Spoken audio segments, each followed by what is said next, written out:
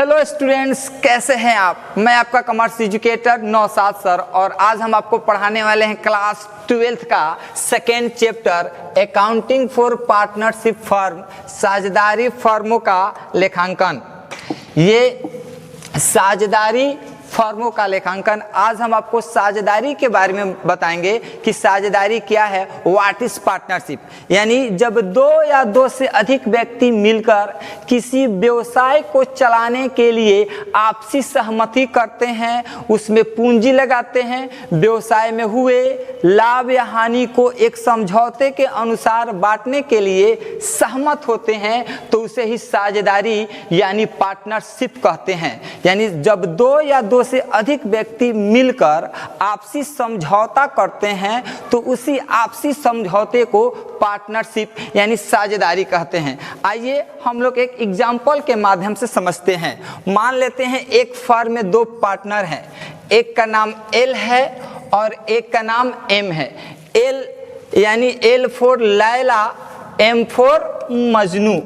दो पार्टनर है, एक पार्टनर का नाम लैला है और दूसरे पार्टनर्स का नाम मजनू है। दोनों मिलकर एक आपसी साझेदारी करते हैं।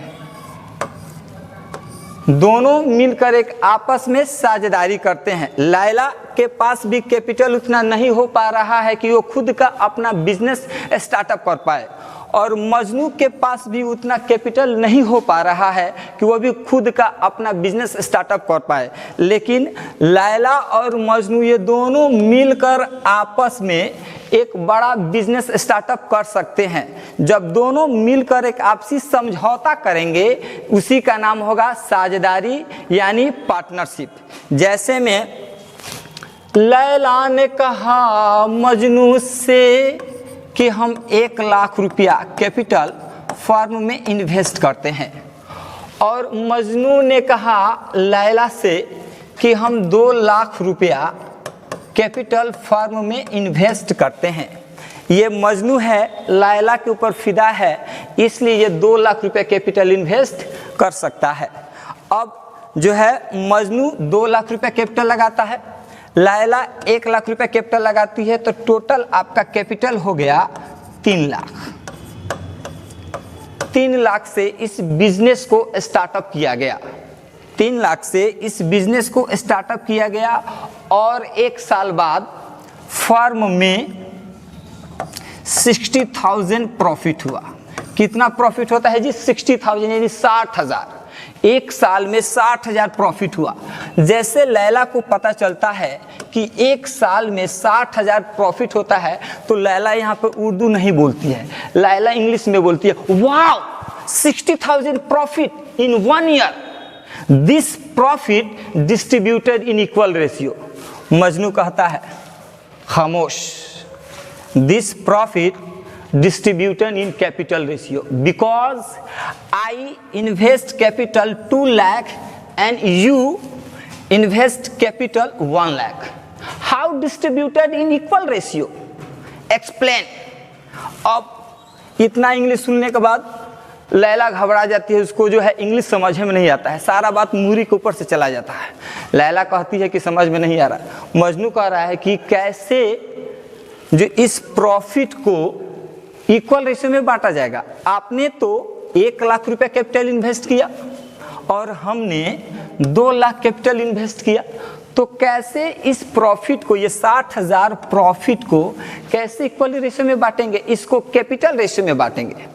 अब लैला इस बात पर अड़ जाती है कि नहीं, इस कैपिटल को इक्वली रेशियो में बांटा जाएगा। अब मजनू कहता है कि नहीं, इसको कैपिटल रेशियो समझिए। कैपिटल रेशियो है क्या? यानी L/M। एल कितना लगाती है? 1 लाख रुपया, M कितना लगाता है? 2 लाख। ये सब 0 से 0 कट जाएगा, 1:2 यानी हो जाएगा 1/3 और 2/3। ये लैला का शेयर हो जाएगा, ये आपका मजनू का शेयर हो जाएगा। तो लैला कहती है कि नहीं, हम इक्वल रेशियो में बांटेंगे। अब लैला और मजनू में आपसी जो है विवाद उत्पन्न हो जाता है और ये बात जो है चला जाता है कोर्ट में। अब जैसे कोर्ट में चला जाता है तो जब साझेदारी इन दोनों के बीच की, अगर जो साझेदारी हुआ था, मान लेते हैं इन दोनों के बीच का जो साझेदारी था लिखित समझौता हुआ था, रिटेन समझौता होता है, तो जब साझेदारी समझौता होता है, पार्टनरशिप एग्रीमेंट, जो पार्टनरशिप एग्रीमेंट होता है उस पार्टनरशिप एग्रीमेंट को पार्टनरशिप डीड कहा जाता है। क्या कहा जाता है? Partnership deed. अब ये पार्टनरशिप डीड को, बातों को ध्यान से समझ लीजिए, जो पार्टनरशिप डीड हुआ था तो उसमें सारा कुछ लिखा गया था, लेकिन एक बात उसमें उल्लेख नहीं था कि प्रॉफिट और लॉस को किस रेशियो में बांटा जाए। जो पार्टनरशिप डीड का साझेदारी संलग्न की विषय वस्तु, I mean content of partnership deed, जो साझेदारी संलग्न का विषय वस्तु है, इसमें सारा कुछ लिखा गया था।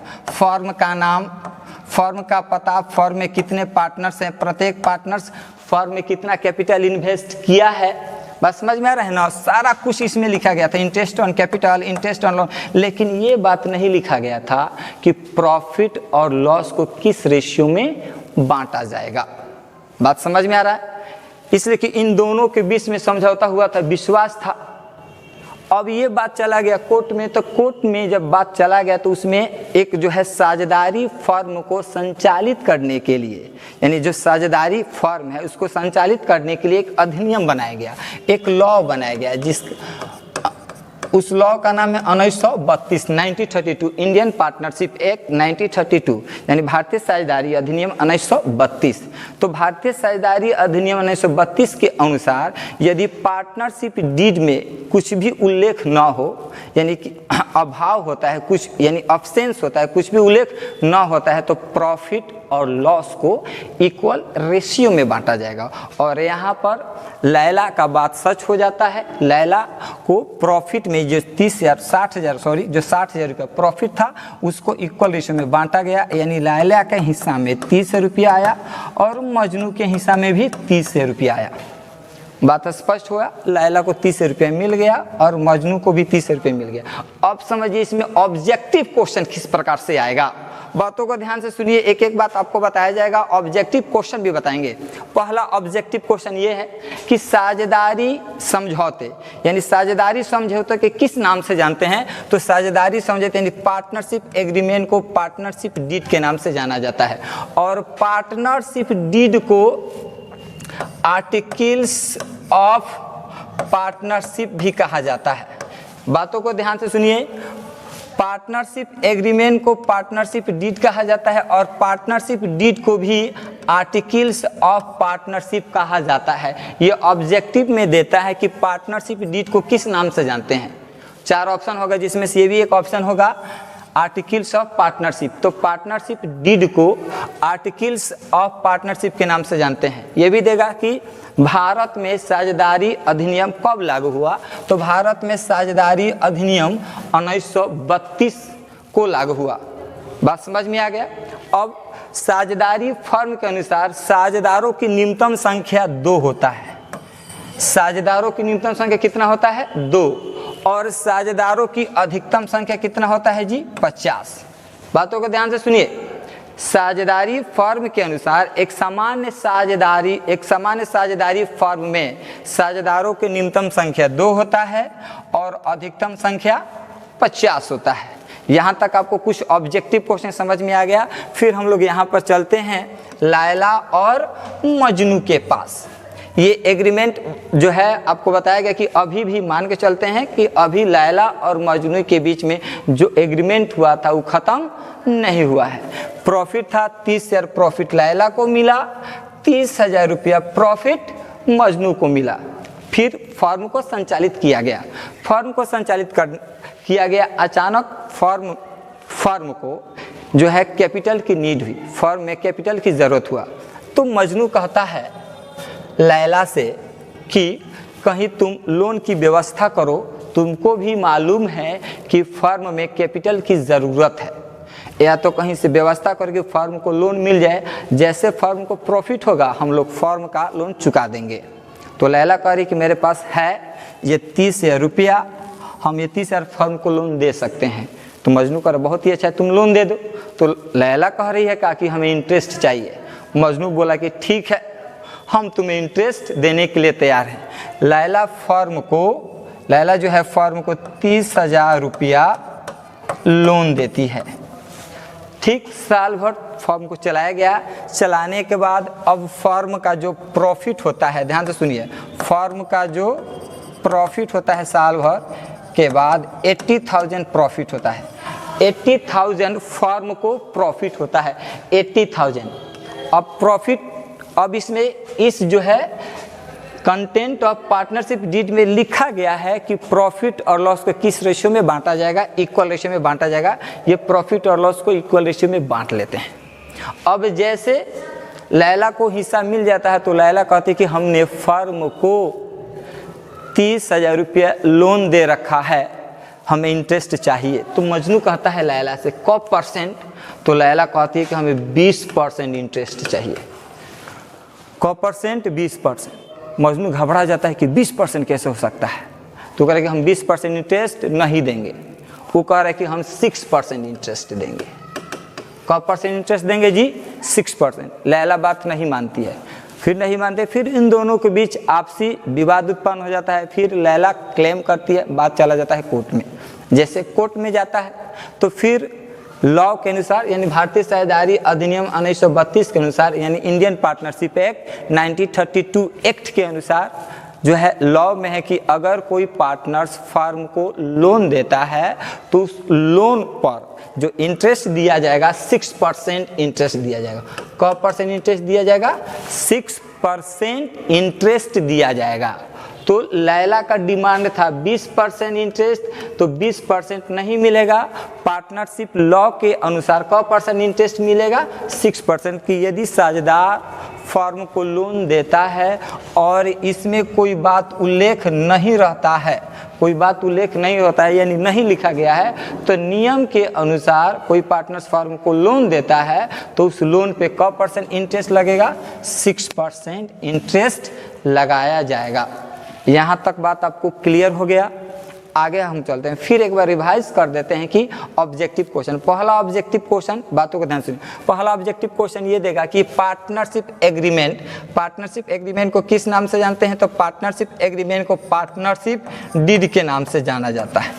और पार्टनरशिप एग्रीमेंट बोलिए या पार्टनरशिप डीड बोलिए, उसको किस नाम से जानते हैं, तो आर्टिकल्स ऑफ पार्टनरशिप के नाम से जानते हैं। यानी साझेदारी अधिनियम किस वर्ष पारित हुआ, तो साझेदारी अधिनियम 1932 में पारित हुआ। भारतीय साझेदारी अधिनियम 1932 में लागू हुआ। इसके अनुसार किसी साझेदारी फर्म में साझेदारों की न्यूनतम संख्या 2 होता है और अधिकतम संख्या 50 होता है। यहाँ तक बात स्पष्ट हो गया। अगर कोई पार्टनर्स फर्म को लोन देता है तो लोन पर कब परसेंट इंटरेस्ट दिया जाएगा, तो लोन पर 6% इंटरेस्ट दिया जाएगा। क्लियर। अब हम आते हैं पार्टनरशिप एग्रीमेंट। पार्टनरशिप एग्रीमेंट जो होता है, साझेदारी समझौता, वो कंपल्सरी होता है यानी अनिवार्य होता है। ये ऑब्जेक्टिव क्वेश्चन में आता है कि पार्टनरशिप डीड यानी साझेदारी समझौता, साझेदारी संलेख होता है। तो याद रख लीजिए, साझेदारी समझौता कंपल्सरी अनिवार्य होता है। यहाँ तक ये भी आपको ऑब्जेक्टिव क्वेश्चन आपको बता दिया गया।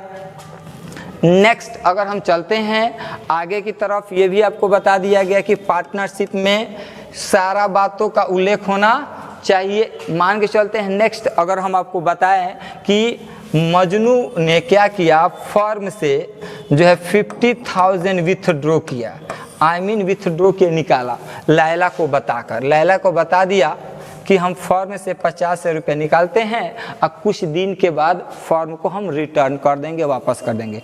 तो लैला कहती है कि नहीं, ऐसा नहीं होगा।